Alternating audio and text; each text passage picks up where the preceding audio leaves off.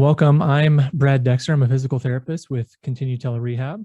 Steve Kerschke, director with Continue Rehab, and we're both on the QLI side too. So it's nice to represent both organizations. Absolutely. And today we're going through a module that covers our learning mantras. This is something that is really near and dear to our heart because everything that we do, not just from a therapy aspect, but also in work and life, I think there's key components of learning. And so we've kind of put this together within QLI, within Continue Telerehab, with the intent that, it's not only for us to use to coach other people therapeutically, but also to kind of be coached and shaped by in our own lives too, right?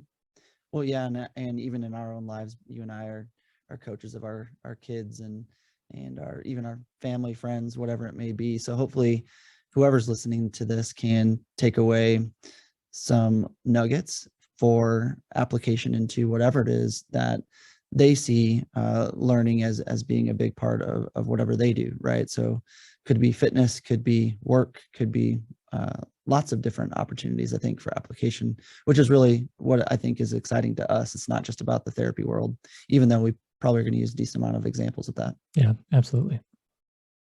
All right, so we are going to dive into these 6 components of learning, which we'll talk a little bit about in terms of components, mantras, whatever they may be, but we've put together the important ones. It's not necessarily meant to be all inclusive, but as you start to dig into this, you can see that different concepts of learning and skill building hopefully fall underneath the components that we have found to be helpful. We've also spent a decent amount of time with the names of the mantras, so hopefully they are something that is memorable.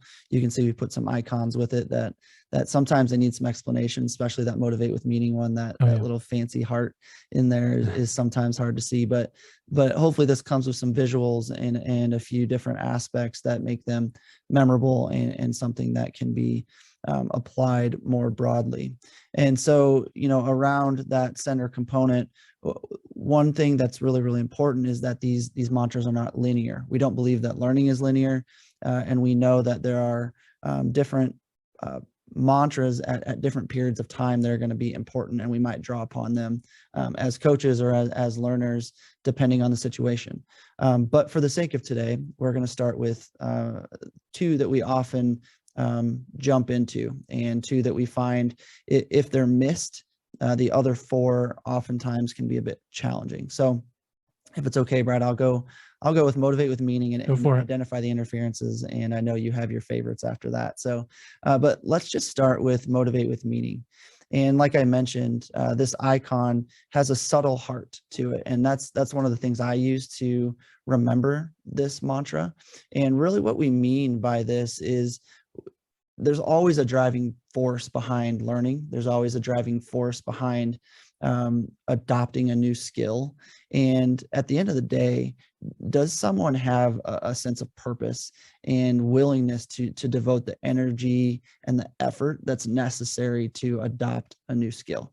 And I think Jill Gunther, a colleague of ours, really said that, and that resonated with me, right? Does someone have the energy and the effort available, and are they willing to commit that to adopting a new skill? So before we start with getting into some of the tangible ways that we help people, we have to start with this one.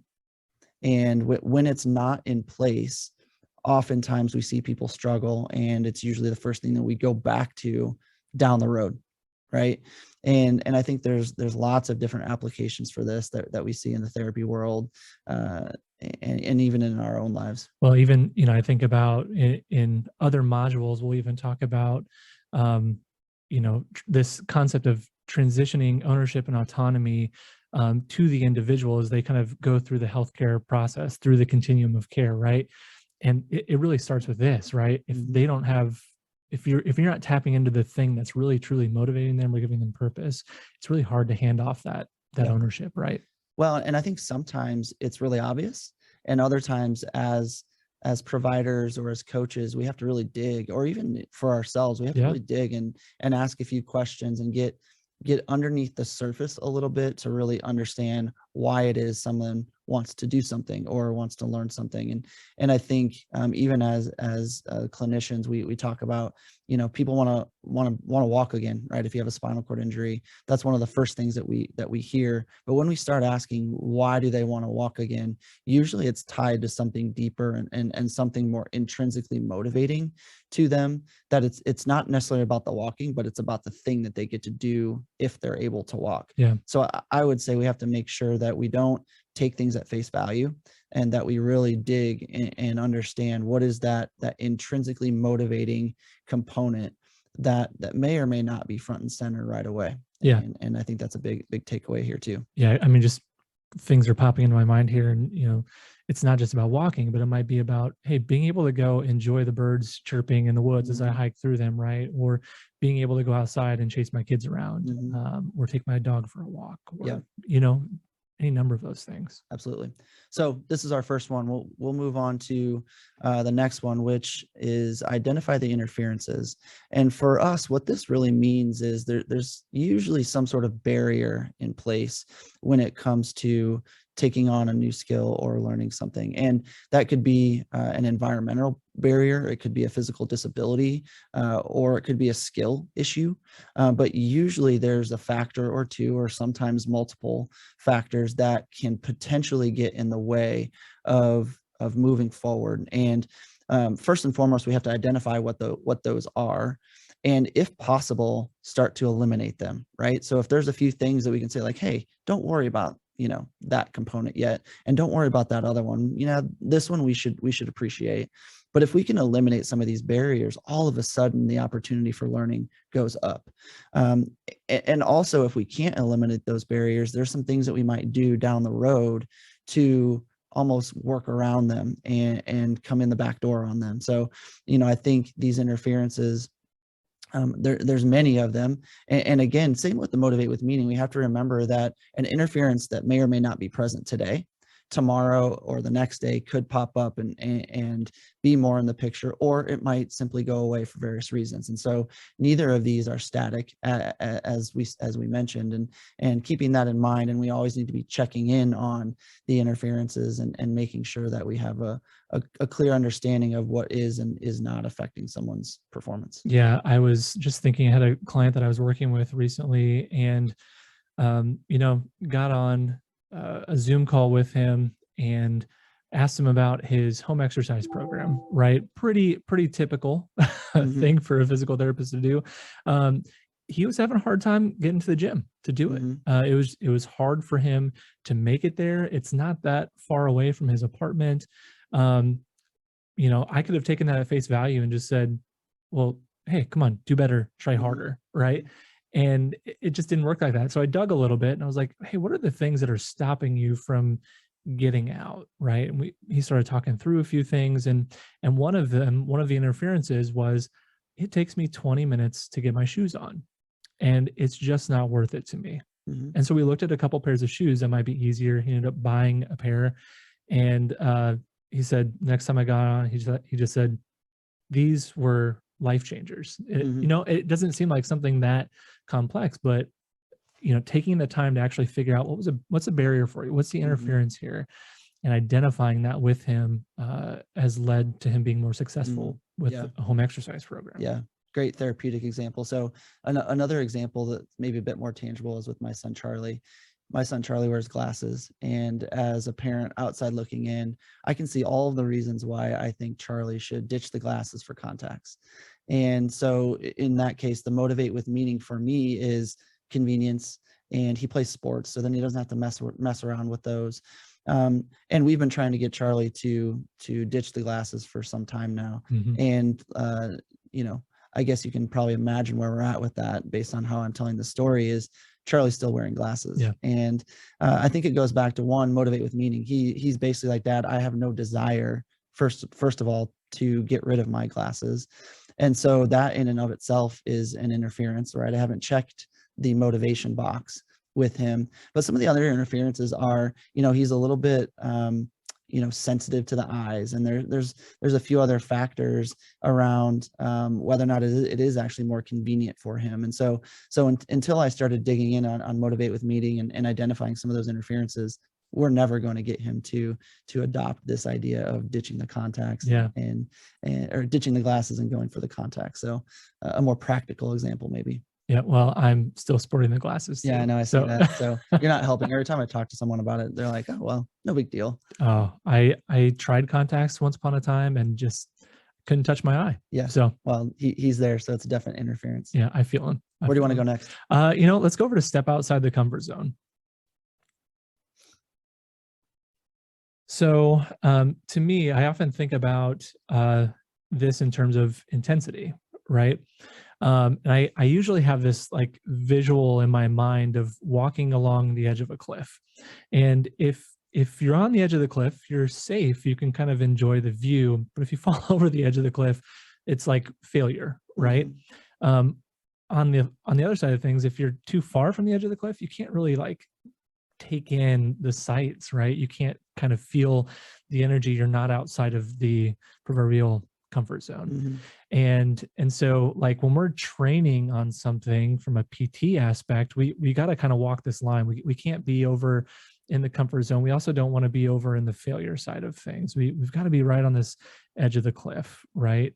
Just outside of that comfort zone to actually get some amount of change. I also think about that in terms of my own life. So I've done a lot of like DIY projects. I was just telling you recently, like there are a lot of things that I do that I feel a little bit insecure about because I just don't quite know what I'm doing. I'm definitely not in my comfort zone.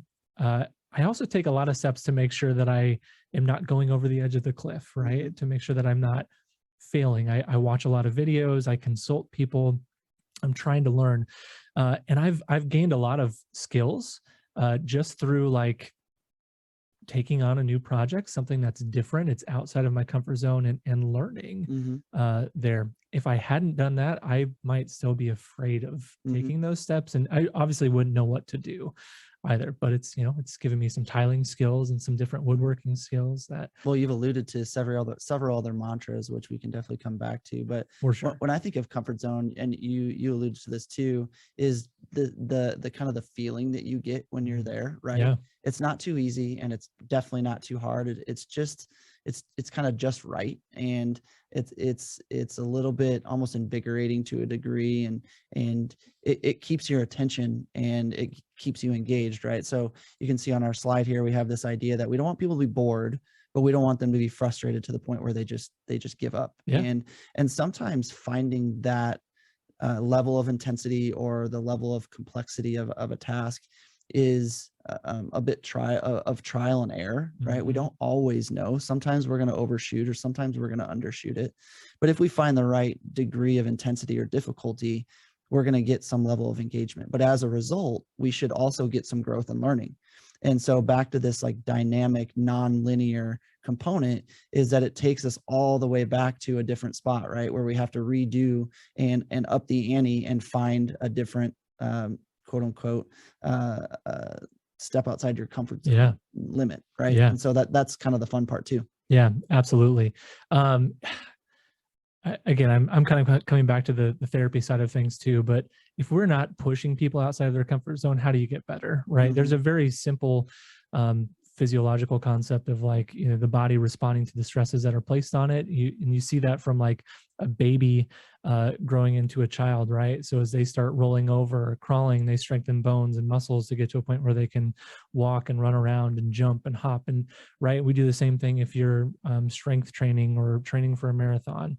The body's going to respond to the stresses that are placed on it. And unless you get outside of a comfort zone, it's not going to get better, so to say. Yeah.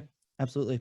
Well, you've kind of alluded to what I think is another a good mantra, and that's tied to the task. So talk a little bit more about how maybe that ties into your approach as a therapist, and maybe even with your DIY projects, right? So I think you've already brought this concept in without actually talking about it. Yeah, so to go back to something we were talking about earlier, if someone wants to learn how to walk again, ultimately we've got to walk. to work on that, right? There are lots of components that go into walking, like, hey, you got to be strong enough, you've got to have the balance, maybe some amount of sensation and coordination to make that happen. And it's good to work on those things. We need to break a complex task down into smaller pieces that are tangible and that we can actually work on and get better at, right? Ultimately, to get better at walking. But unless we're tying it to the task and walking, we can't actually get better at that thing. And so we have to find ways to do that by offloading weight, or putting a person in an environment that they're going to be successful actually walking. DIY project wise for me, I can watch videos all day long. I can talk to people about how to lay tile, how to put a backer board up in your shower, or how to waterproof it. But unless I actually get my hands on and do that thing, I can't really learn, right? So I maybe could tell someone all the steps, but I don't actually know. Well, the other thing that I think about is the environment is not something that we can simulate. Let's take walking, right? Yeah. We can walk all day in a controlled environment in our clinic or in someone's home, but we can't always mimic what it's like to go walking at a busy concert or in the grocery store, or when there's distractions and there's other factors, that uneven surfaces that are unpredictable. Yeah. When we don't train people to navigate those things, there's always going to be a gap in their performance. And as coaches or trainers or therapists, we have to understand that unless we actually see them in that actual environment, there's a gap in what we think they may be able to do. Yep. We can make some assumptions about that, and oftentimes we can get pretty close. Yep. But there's still going to be some things that we miss. The other thing that I think about is your DIY project, right? Let's say you're taking out some of your existing wall for that backer. You don't know what's behind that wall. No. And as an inexperienced DIY construction person, been there, right?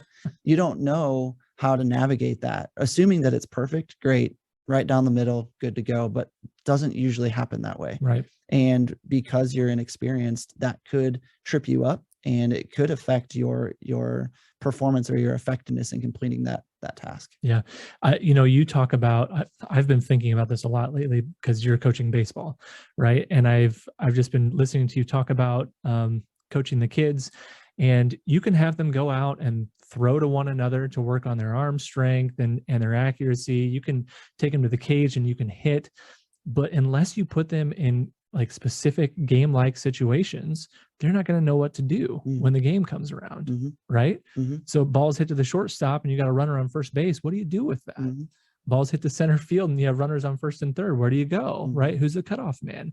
You have to teach all of those specific scenarios. And I really think that translates into tied to the task. Well, yeah, I think the other thing that I found hard is how do you teach it and then also get the repetition? Yeah. Because that the components of breaking it down allow us lots of repetition and efficiency, but it takes away the spontaneity. Yep. And I think that's really the great coaches and the great teams and trainers find a way to balance that and figure out the secret sauce to incorporating that into training. I feel like that's a really good transition to having the right amount of support for success. Absolutely.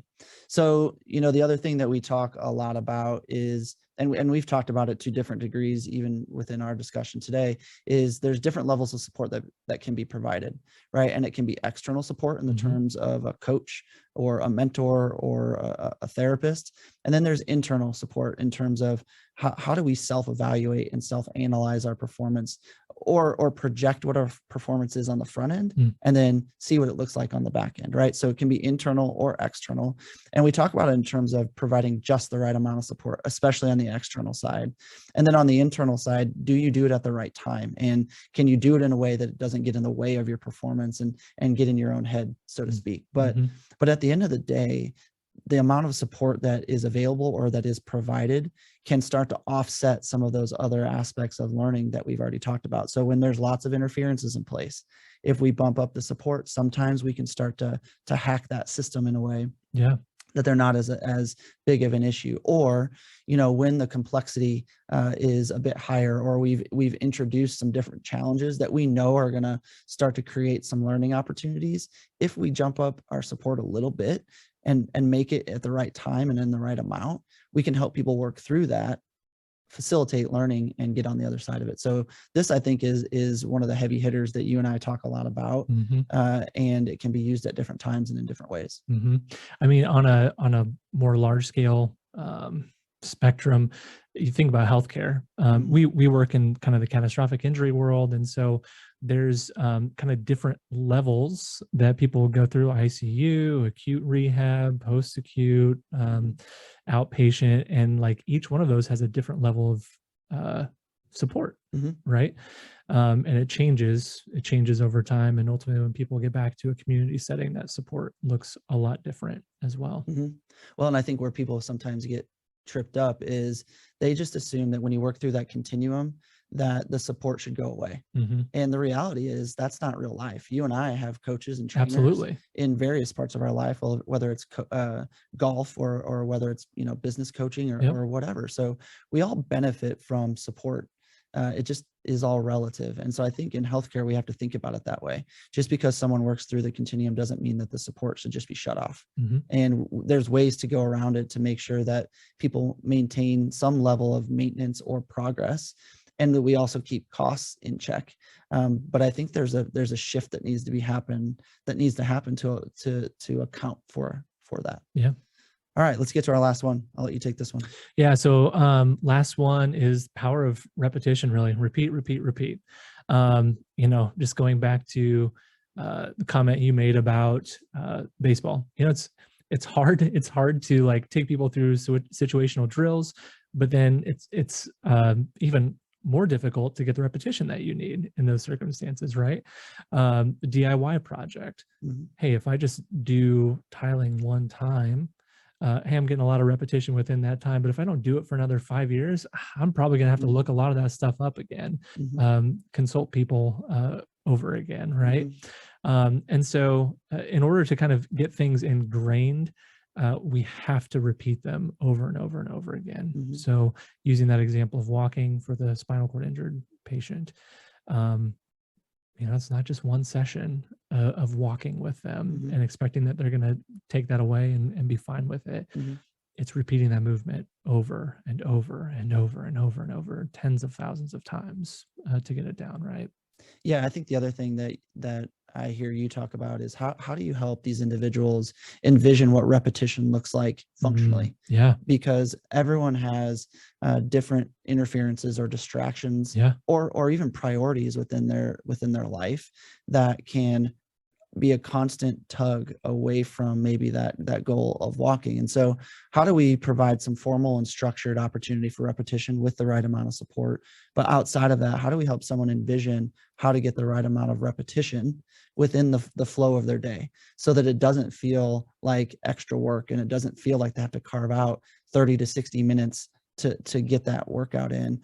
Instead, how do we help them really be creative with capitalizing on things that are more just organically happening within their day? And I think that's a really important aspect of this. Yeah, we'll touch a lot on just like the power of habit when it comes to this, right? How do you create these small habits that just integrate therapy into your life on a regular basis? We want to make it easy. Right.